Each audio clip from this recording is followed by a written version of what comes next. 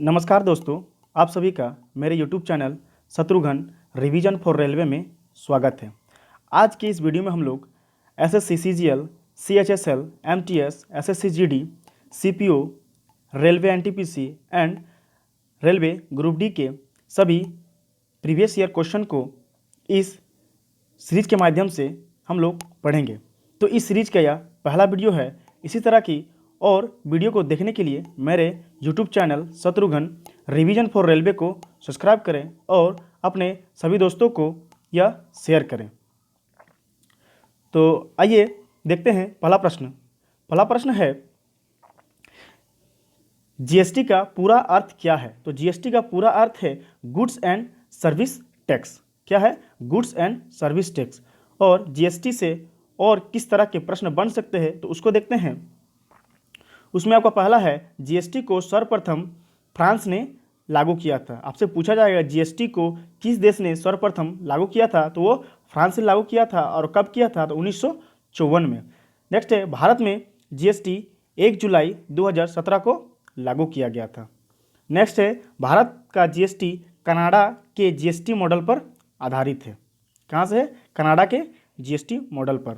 GST एक अप्रत्यक्ष कर यानी इनडायरेक्ट टैक्स है।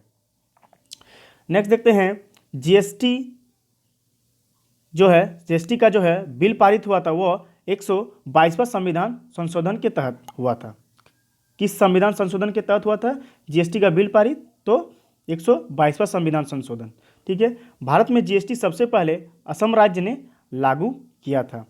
101 संविधान संशोधन के द्वारा जीएसटी लागू किया गया था।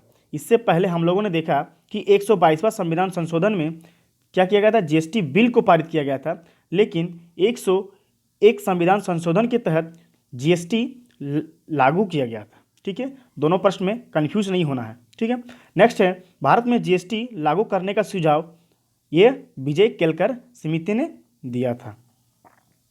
चलिए नेक्स्ट है कि जीएसटी लागू करने वाला अंतिम राज्य कौन है। पहला तो हम लोगों ने देखा असम था और अंतिम आपका जम्मू कश्मीर था। जीएसटी पंजीकरण संख्या में कुल 15 डिजिट होता है। कितना होता है? 15 डिजिट होता है। नेक्स्ट है भारत में जीएसटी परिषद को अनुच्छेद 279A में रखा गया है। जीएसटी परिषद का अध्यक्ष आपका वित्त मंत्री होता। तो वर्तमान में जीएसटी परिषद का अध्यक्ष कौन होंगे? तो निर्मला सीतारमण होंगे, क्योंकि वर्तमान में वित्त मंत्री निर्मला सीतारमण जी हैं। नेक्स्ट प्रश्न है जीएसटी की चोरी करने पर कितने साल का कारावास का प्रावधान किया गया है? तो 5 साल का कारावास का प्रावधान किया गया है।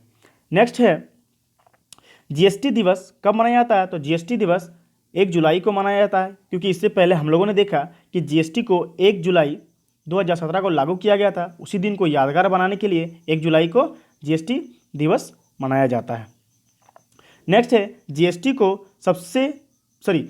बिल को सबसे पहले किस राज्य ने लागू किया था, पारित किया था?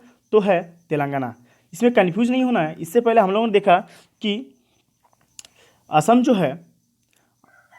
जो है आपका जीएसटी लागू करने वाला सबसे पहला राज्य है।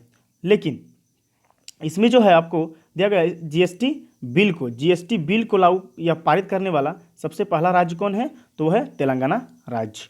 चलिए वर्तमान में जीएसटी की कितनी दरें हैं? तो वर्तमान में जीएसटी की 4 दरें हैं। कभी कभी 5 भी बोला जाता है, क्योंकि उसमें 0% को भी जोड़ा जाता है, लेकिन 0% नहीं है।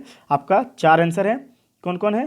तो 5%, 12%, 18% और 28%। ठीक है। तो नेक्स्ट प्रश्न देखते हैं कि नेक्स्ट प्रश्न है पत्तियों में मौजूद हरा रंग किस नाम से जाना जाता है? तो हम सभी जानते हैं उसे हम लोग क्लोरोफिल कहते हैं। क्या कहते हैं? क्लोरोफिल।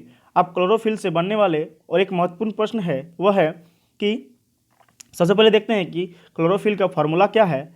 तो C55H72O5N4Mg। इतना आपको याद नहीं रखना है। याद बस इतना रखना है कि इसमें Mg मतलब मैग्नीशियम धातु पाया जाता है। आपसे पूछा जाता है कि क्लोरोफिल में कौन सा धातु मौजूद होता है, तो वो होता है आपका मैग्नीशियम धातु। मैग्नीशियम का सिंबल है Mg। नेक्स्ट प्रश्न है आर्किटेक्चर की जड़ने की तकनीक पिएट्रा ड्यूरा निम्न में से किस स्मारक में पाई जाती है? क्या है? Pietra dura.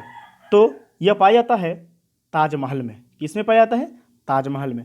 अब ताजमहल से बनने वाले और कुछ महत्वपूर्ण प्रश्न देखते हैं कि ताजमहल कहाँ पर स्थित है। ताजमहल आगरा उत्तर प्रदेश में स्थित है और ताजमहल को हम लोग मुमताज़ महल के नाम से भी जानते हैं। और ताजमहल को जो है शाहजहाँ द्वारा बनवाया गया था। ताजमहल का निर्माण कार्य जो है 1632 ईस्वी में शुरू की गई थी। ताजमहल के वास्तुकार उस्ताद ईसा खां और आपका उस्ताद लाहौरी थे। ताजमहल को बनाने में इस्तेमाल किया गया संगमरमर जो है मकराना राजस्थान से लाया गया था। और संपूर्ण ताजमहल को बनने में या पूरा निर्माण होने में 1653 ईस्वी में हुआ था। तो हम कह सकते हैं कि ताजमहल को बनने में संपूर्ण लगभग 20 वर्षों का समय लगा था। नेक्स्ट प्रश्न देखते हैं। कहा गया है निम्न में से कौन सा पक्षी शांति का प्रतीक है? तो वह है कबूतर। कबूतर जो है शांति का प्रतीक है। अब चिन्ह और प्रतीक से बनने वाले और प्रश्न को देखते हैं और यह है कमल का फूल। तो कमल का फूल जो है संस्कृति और सभ्यता का प्रतीक है। नेक्स्ट है लाल झंडा। लाल झंडा जो है क्रांति और खतरे का सूचक है। नेक्स्ट है काला झंडा विद्रोह का प्रतीक है। पीला झंडा यह संक्रमण रोगग्रस्त लोगों को ले जाने वाले वाहन पर लगा होता है। नेक्स्ट है उल्टा झंडा। उल्टा झंडा जो है संकट का प्रतीक होता है। झुका झंडा जो है आपका राष्ट्रीय शोक का प्रतीक होता है। वहाँ पर काली पट्टी शोक, विरोध और दुख का प्रतीक होता है।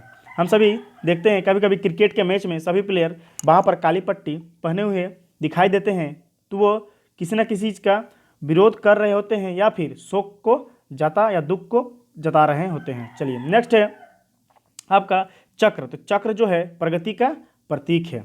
नेक्स्ट है कि कलम जो है जिसमें हम लोग लिखते हैं, तो वो कलम संस्कृति और सभ्यता का प्रतीक होता है। चलिए नेक्स्ट प्रश्न है नमक का रासायनिक नाम क्या है? तो नमक का रासायनिक नाम सोडियम क्लोराइड है, जिसको हम लोग NaCl भी कहते हैं। नेक्स्ट है लावनी कौन से राज्य का लोक नृत्य प्रकार है? तो यह है आपका महाराष्ट्र का।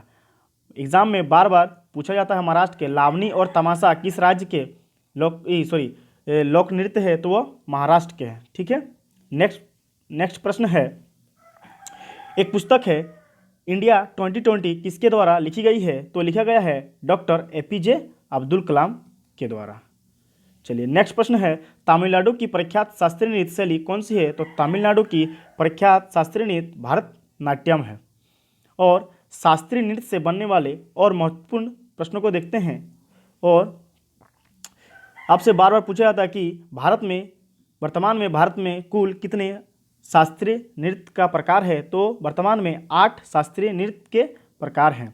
और वे कौन कौन से हैं? तो हम लोगों ने अभी देखा कि भरतनाट्यम जो है तमिलनाडु का है, कथक उत्तर भारत या फिर उत्तर प्रदेश का है, कुचिपुड़ी आंध्र प्रदेश का है, कथकली केरल का है, ओडिसी उड़ीसा का है, सतारिया असम का है और लास्ट है आपका मोहिनीअट्टम केरल का है। तो इसे याद रखिएगा। चलिए नेक्स्ट है देश इंडिया चैनल इंग्लिश चैनल तैरकर पार करने वाली पहली भारतीय महिला है? तो वह है आपका आरती साहा। आरती साहा जो है इंग्लिश चैनल तैरकर पार करने वाली पहली भारतीय महिला बनी थी।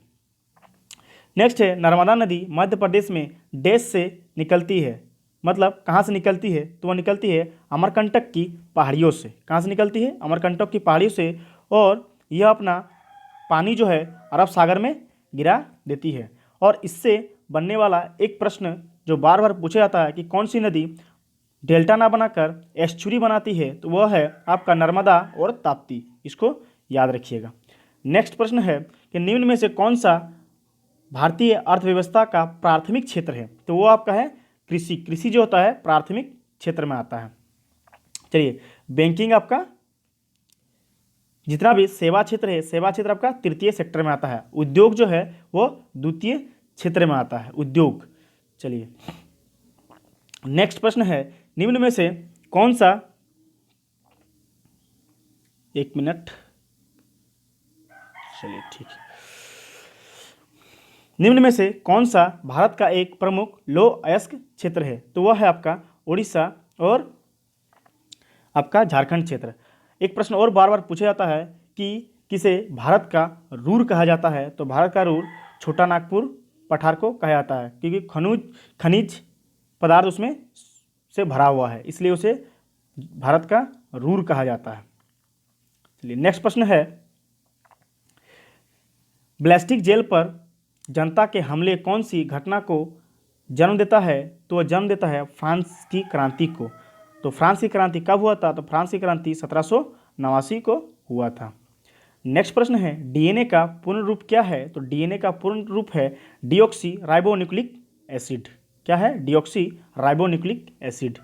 नेक्स्ट प्रश्न है, निम्न में से कौन सा स्थल पर 1920 में भारतीय राष्ट्रीय कांग्रेस की बैठक हुई थी? कब? 1920 में। तो इसमें हुई थी आपका नागपुर में। और ये प्रश्न बार बार इसलिए पूछे जाते हैं क्योंकि इस बैठक में भारतीय राष्ट्रीय कांग्रेस का जो संविधान था उसमें बदलाव किया गया था। ठीक है। और आपसे पूछा जाए कि भारतीय राष्ट्रीय कांग्रेस का स्थापना कब हुआ था? कब हुआ था? 1985 को। ठीक है। नेक्स्ट प्रश्न है, निम्न में से किसको लाइट ऑफ एशिया फिर एशिया की ज्योति के रूप में भी जाना जाता है? तो गौतम बुद्ध को लाइट ऑफ एशिया कहा जाता है। और गौतम बुद्ध जो है बौद्ध धर्म के संस्थापक हैं। नेक्स्ट प्रश्न है, मानव शरीर की सबसे लंबी हड्डी कौन सी है? तो मानव शरीर की सबसे लंबी हड्डी आपकी फीमर है। और अगर आपसे पूछा जाए, और ये जांघ की हड्डी है, फीमर जो है जांघ की हड्डी है। अगर आपसे पूछा जाए कि मानव शरीर की सबसे छोटी हड्डी कौन सी है, तो वो मध्य कान में पाई जाने वाली सबसे छोटी हड्डी आपका स्टेपीज है। क्या है? स्टेपीज। नेक्स्ट प्रश्न है, भारतीय रिजर्व बैंक का राष्ट्रीयकरण कब हुआ था? तो भारतीय रिजर्व बैंक का राष्ट्रीयकरण 1949 को हुआ था। और आपसे पूछा जाए कि भारतीय रिजर्व बैंक का स्थापना कब हुआ था? तो भारतीय रिजर्व बैंक का स्थापना जो है आपका 1935 में हुआ था।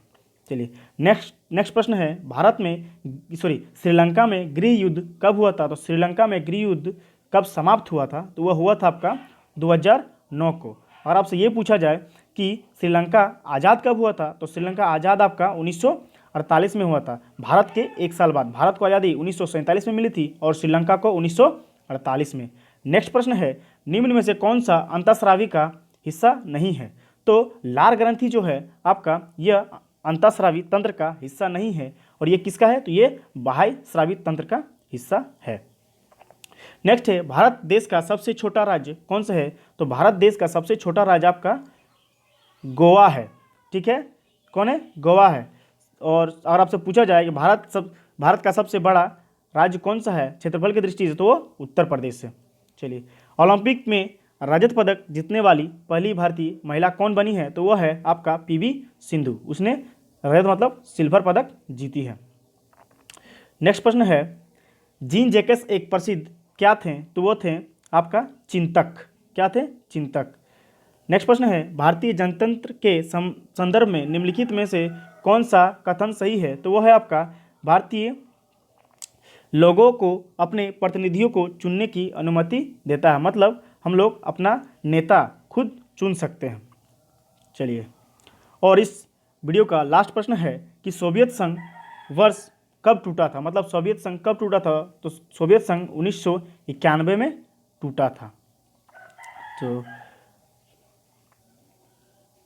तो वीडियो कैसा लगा कमेंट करके ज़रूर बताएं। और अगर वीडियो आपको अच्छा लगा है तो इसे लाइक शेयर एंड सब्सक्राइब जरूर करें और अपने सभी स्टडी ग्रुप में इसे शेयर करें। और वीडियो अच्छा लगा तो लाइक जरूर करके जाएं। और मेरा ये टेलीग्राम चैनल है, टेलीग्राम चैनल का नाम है स्टडी विथ ST, को ज़रूर सब्सक्राइब करें और वीडियो को लाइक ज़रूर करें। चलिए, वीडियो को देखने के लिए धन्यवाद।